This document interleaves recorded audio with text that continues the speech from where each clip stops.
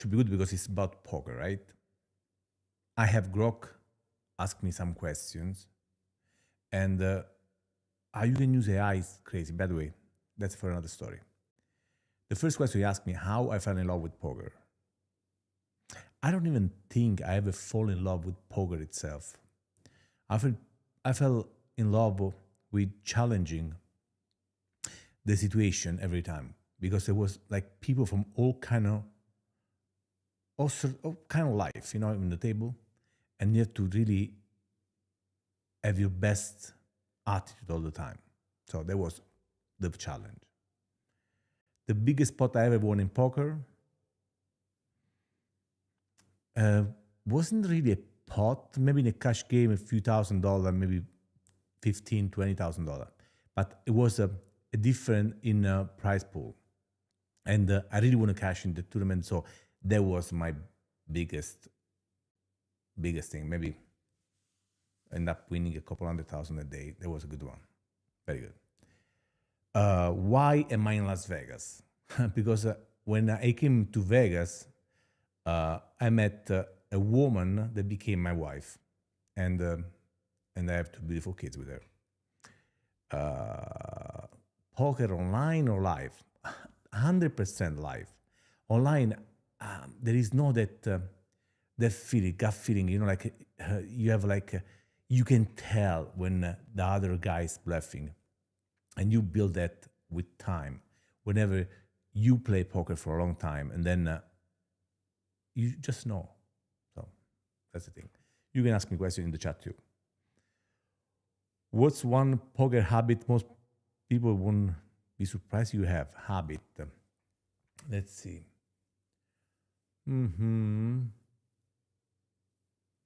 Yeah. I'm usually very precise with the chips on the stack on the table. I like to put it right.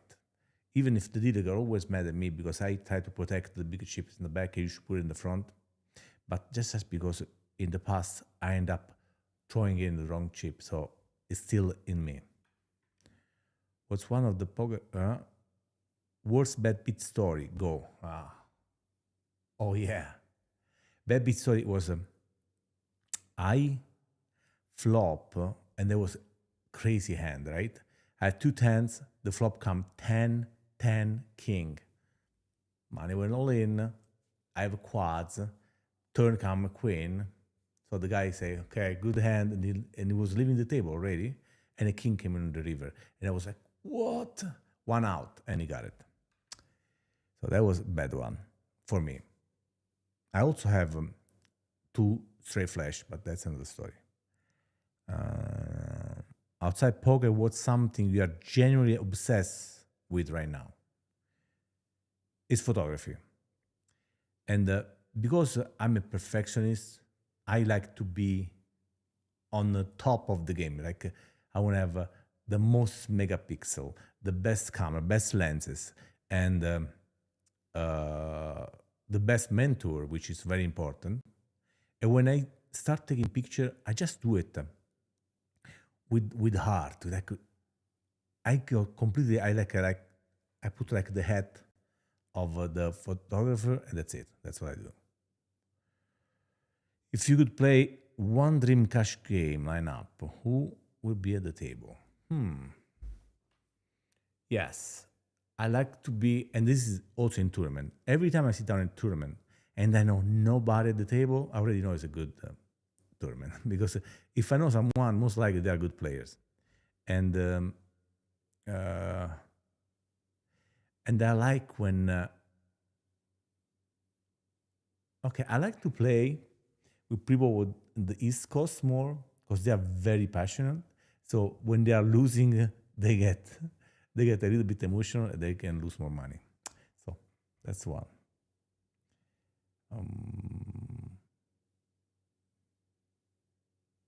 What's the biggest lesson that poker ever taught me? Is the fact not to judge anybody new that comes on the table.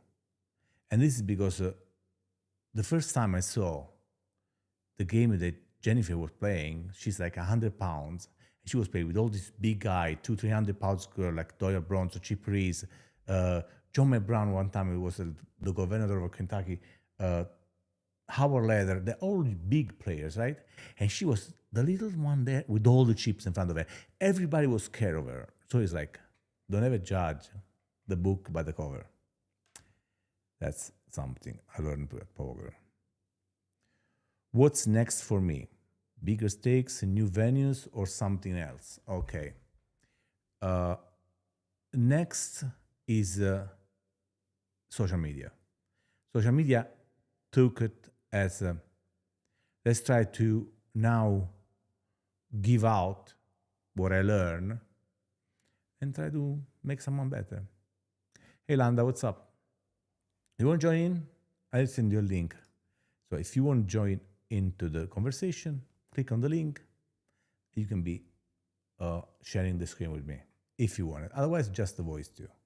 You can put either camera and audio or just the camera. I remember the first time I went to play poker was the Horseshoe. It's not open no more. Was down, was run by the Binions. And I was like, it was like a dream / nightmare, because the dream was something that you like, am I really doing this? But the nightmare was that everybody was much better than me. So, what's up, bro? So I sit down at the table. I was a little bit freezing. First of all, I remember the air conditioner very high. And if you know, you know. If you come to Vegas and you want to be in a casino, be ready with a jacket or some hoodie and stuff, because it's so cold there. I see you live yesterday. Nice. Thank you for being back. And you guys can join. Just click on the link that I share and you can join that. I'm going to start it so you can have it on top. And this is the link. So when you come to Las Vegas and you have to spend some time in a casino, please do your research. Put your jacket on or your hoodie, a heavy shirt, button-up shirt, just don't do it. You need a hoodie. Do you think I have an Italian accent? Buonanotte a te, signora. So, casino, and then when you come in a casino, one thing that then you learn how to cut out this frequency is the machine. They are like all making noise, right? And then after a little bit, you turn that out. Then when you start to play poker, you hear all these people shuffling chips, and the trun. After that, a little bit, even that goes away. So when you are in a poker room, you can pick up another noises that people make, because there can be a tell, you know? And talking about tells, there's a thing that you cannot really see when you play online, and that's why I prefer cash games than online.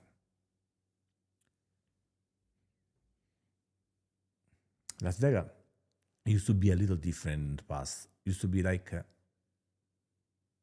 you give $5 to the valet, the car was outside.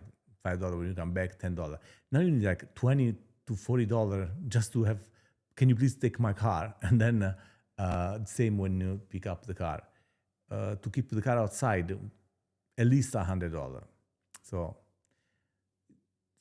the economy changed a lot. It's like, go to a strip club in Las Vegas. Before it was like free entry, $20 dances, the last 3 minutes. Now it's much more, even if I don't go anymore. But that's another story.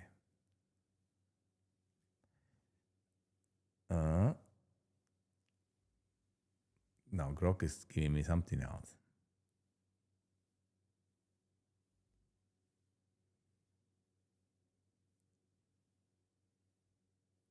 Grok thinks that I live in Anderson. I don't know why.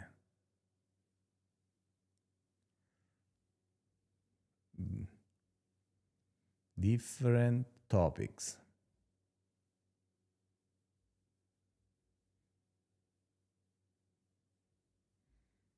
Let's see what I come up with. And shorter.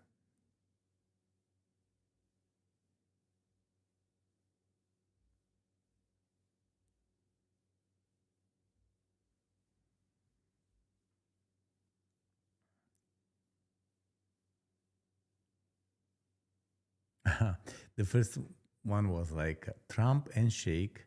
They won in America, then married in 2 weeks. What exposed the 14 days? Okay, well, um, I was talking about the story when I came to America, and I bumped into Trump in a hair salon in West Palm Beach. And then when I came to Vegas, I met Jennifer just in the parking lot, and few weeks later, we were married. It just happened, and I was ready to take the train. Sorry, I'm reading the Hank Jr. Dinosaur. I don't know what game is that. You have to be ready to take the train. The train passes for everybody. The train of happiness or possibility, and there's people that just don't see it pass by. And it's so funny because I know a joke that makes so much sense right now. It was this guy that fell off in the water, and the first boat comes next to him and say, "Do you need help?" And the guy say, "No, don't worry. God is gonna save me." And then another boat show up after a few minutes and ask him the same thing. Do you need help? And he said, "No, God is gonna help me." And then nobody show up, and he died. So when he went up and asked God, he said, "God, why you don't help me?" I said, "I send you two boats. You never." So what you want? So you have to also understand when that train is passing and you have to jump on it. So I did it. I did it firstly when my friend Ricardo told me, "Hey, I want to go to Las Vegas for a little bit. You want to go?" And we were supposed not to come here at all. We were just going to be LA and Miami. And I say yes, because why not? It's something new to do. So we took a Greyhound bus from LA, came to Las Vegas, and it was like La La Land, all these lights. Because first of all, they leave us downtown by the Four Queens. So you see just all these lights. We are not used to that. And then we came from LA where there was like the curfew, it was not curfew, but it was like they stopped serving alcohol at 1 o'clock. That we are not used to. In Italy, there is no such a thing. And then Vegas is again open, 24-hour city, everything. You can go grocery shop at 4 o'clock in the morning. Everything was open. So changed a little bit after COVID, but right now it's almost back to normal. I don't think it's ever going to be back to normal because I shouldn't even say that. But, most people have changed brain. But yeah, so we came to Las Vegas and it was just life-changing. And then when I met the woman that was going to become my wife, it was easy to just go with my heart. And my feeling was like, yeah, why not? America is the most beautiful country in the world. I fall in love with the Constitution when I read it for the first time in high school. It was middle school, high school. And since then, I'm always want to live here, so I did it. Oh, carpe diem moment, flip it your whole life. The quick quicks. Let's see. These are our carpe diem moments, but the carpe diem moments was in Rome one time. I was waiting for my visa or my passport, and this guy stopped in front of me to come into a hotel that was there, Mia Veneto, and he asked me, what are you doing here? I was like, I'm waiting for the passport to be stamped. And he was, do you want to come to Donna Sotto le Stelle? There was a fashion show there.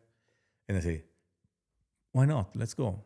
And since then, I became friends with the most royalty in beauty and fashion in Italy, from Aldo Coppola to